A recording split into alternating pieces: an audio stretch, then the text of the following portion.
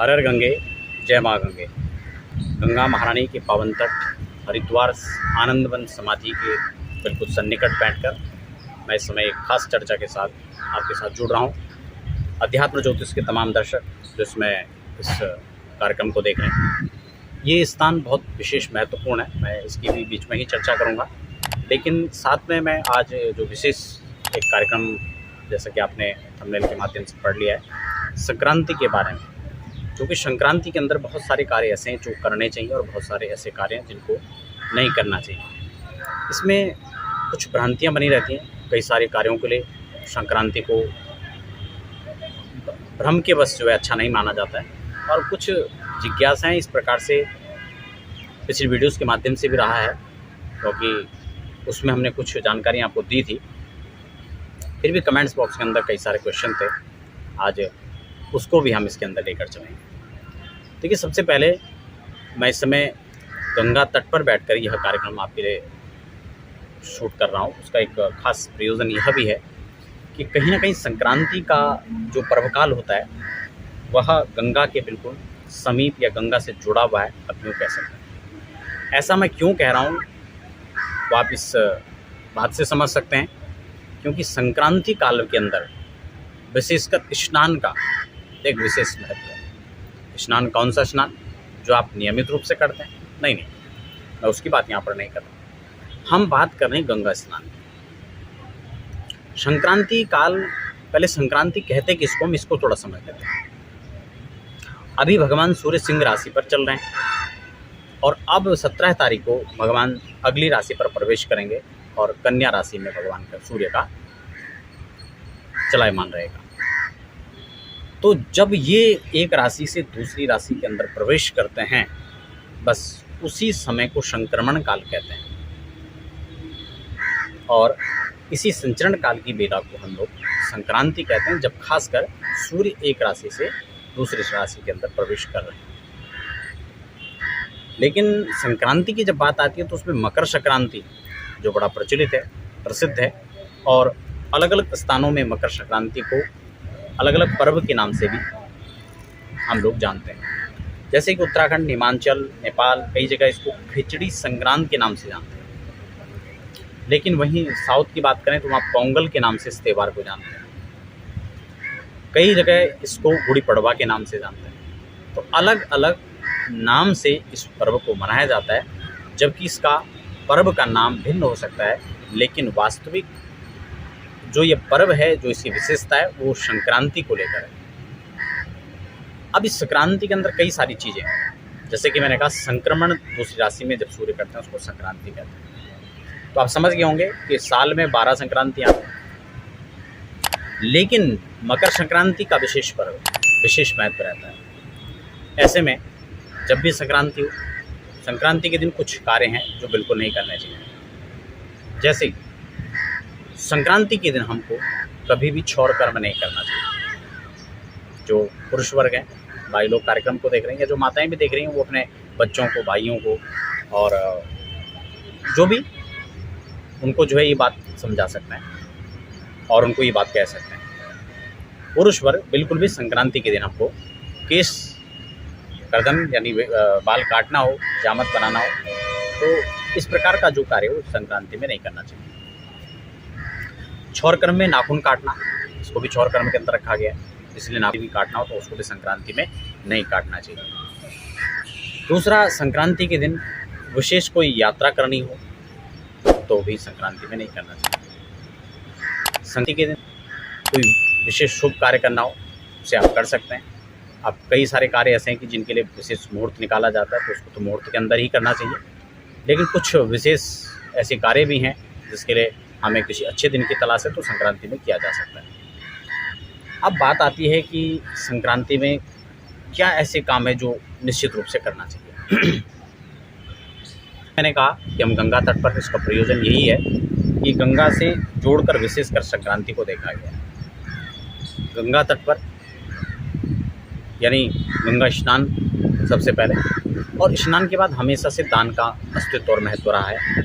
वह इसलिए भी क्योंकि आपने देखा होगा, आप चाहे हरिद्वार में चले जाएं या काशी बनारस में चले जाएं, मथुरा में यमुना के तट पर चले जाएं, कहीं भी आप जाएं तो तो आप उन तीर्थों की वहाँ पर कुछ असहाय लोग, जिनको असहाय शब्द प्रयोग कर रहा हूँ, वैसे बहुत अच्छा शब्द भी नहीं लग रहा है, लेकिन फिर असहाय तो आप समझ ही रहे होंगे, इसलिए मैं सामान्य शब्द को यहाँ पर प्रयोग में ला रहा हूँ। ऐसे लोग जिनको सिर्फ भगवान का ही आश्रय और किसी व्यक्ति विशेष या कोई ऐसे रिश्ते, कोई नाते ऐसा उनका कोई अस्तित्व में नहीं है, तो वो लोग आपने देखा होगा गंगा तट पर बैठे होते हैं, यमुना तट पर किसी तीर्थ में।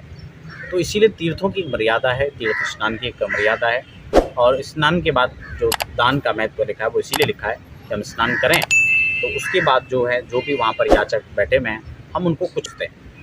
वस्त्र की आवश्यकता होती है तो वस्त्र आप दे सकते। ये हमारी हैसियत पर भी डिपेंड करता है और हमारी भावनाओं पर भी करता है, दोनों चीज़ें यहाँ पर।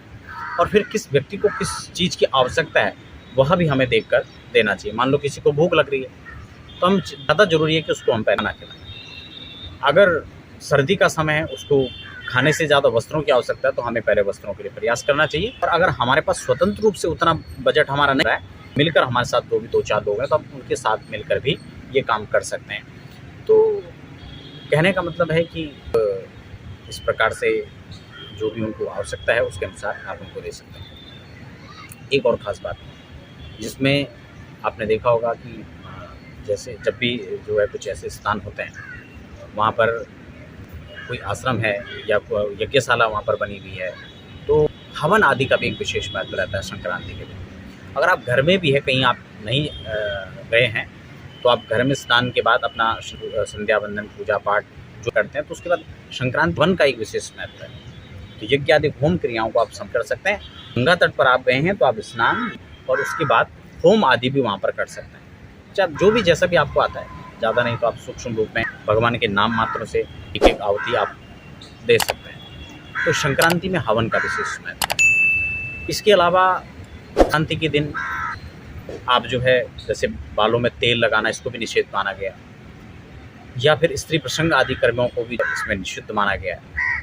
इसके साथ तीर्थों में भ्रमण के लिए संक्रांति काल विशेष अच्छा है, क्योंकि उस समय भगवान सूर्य राशि में प्रवेश कर रहे होते हैं। जैसे सिंह राशि में भी चल रहे हैं तो सिंह में भगवान ग्रही हो जाते हैं। तो इसलिए इस काल के अंदर अगर किसी बच्चे का मालूम हुआ तो उसके अंदर सूर्य स्वग्रही होंगे, वह काफ़ी अच्छा माना जाएगा। अब वो बात अलग है कि उनकी स्थिति कौन से अंदर बैठते हैं, किस स्थिति में बैठते हैं, वो चीज़ अलग है, लेकिन सिंह में सूर्य जो स्थान रहेगा वो तो माना ही जाएगा। तो कुल मिलाकर संक्रांति काल के अंदर कुछ खास चीज़ें जो हमें करना चाहिए, जिनका एक विशेष महत्व रहता है, वो मैंने आपको बताया। कुछ ऐसे काम जो हम चाहते हैं मुहूर्त की तलाश है, तो वो भी आप संक्रांति काल में कर सकते हैं। और भगवान के निमित्त आप इन कामों को करें जिनकी कुंडली के अंदर सूर्य कमज़ोर है, जिनको मान प्रतिष्ठा नौकरी पाने में दिक्कत होती है, वो लोग सूर्य का विशेषकर इस दिन करना चाहिए। दूसरा एक और खास है कि बच्चे हैं या बड़े हैं, बुजुर्ग हैं, जो भी हैं, उनकी की उपासना जो है संक्रांति के समय में विशेषकर करना चाहिए। गंगा स्नान प्रातः अगर करें तो बहुत अच्छी बात है, नहीं तो मध्याह्न के समय भी आप अगर संभव हो तो कम आप आधे जल में बैठकर या आधे जल में खड़े हो, वहाँ तक भी संभव है, उस प्रकार से आप स्नान करें। सूर्य अर्घ्य जो है मध्याह्न काल में दें और सूक्त का पाठ करें। अगर जिन लोगों के में अर्थ की जो है समस्याएं बनी हुई हैं, नौकरी मिलती है स्थायी नहीं मिल पाती, या फिर अनुकूल नौकरी नहीं मिल पा रही है, तो उन लोगों को श्री सूक्त और पुरुषोक्त का गंगा में जो है खड़े होकर पारण करना चाहिए। अगर वो आपको नहीं आ पाता है तो ओम नमो भगवते वासुदेवाय, तो छोटा सा मंत्र है, द्वादशाक्षर मंत्र का जप करना चाहिए। अगर किसी कार्य के अंदर रुकावट आ रही है, बाधा आ रही है, तो वह भी इस मंत्र का जप कर सकते हैं। बाकी अलग अलग कामों के लिए अलग अलग मंत्रों को भी संक्रांति काल में आप गंगा में खड़े होकर या किसी भी जलाशय के अंदर खड़े होकर उसको उसके विशेष मंत्र विशेष विधि के द्वारा जपें, तो उनकी सिद्धि होने की संभावनाएं भी संक्रांति काल में ज़्यादा बढ़ जाती हैं। संक्रांति काल में जो भी करते हैं उसका महत्व तो ज़्यादा माने। अगर अशुभ कर्म करते हैं तो उनका भी, और शुभ कर्म करें उनका भी। इसलिए अशुभ कर्मों से बचें और शुभ कर्म करें, इन चीज़ों का ध्यान रखना चाहिए। हो सके बीमार नहीं है, स्वस्थ हैं, और संभव हो तो संक्रांति काल के दिन मध्याह्न में सोना चाहिए। वैसे सोना निषिद्ध है, बाकी वैसे तो हमेशा भी मध्याह्न में नहीं सोना चाहिए। आराम करना और विश्राम करना अलग विषय है, लेकिन सोना अलग विषय है। तो विश्राम तो कर सकते हैं, लेकिन सोना ये अलग विषय है।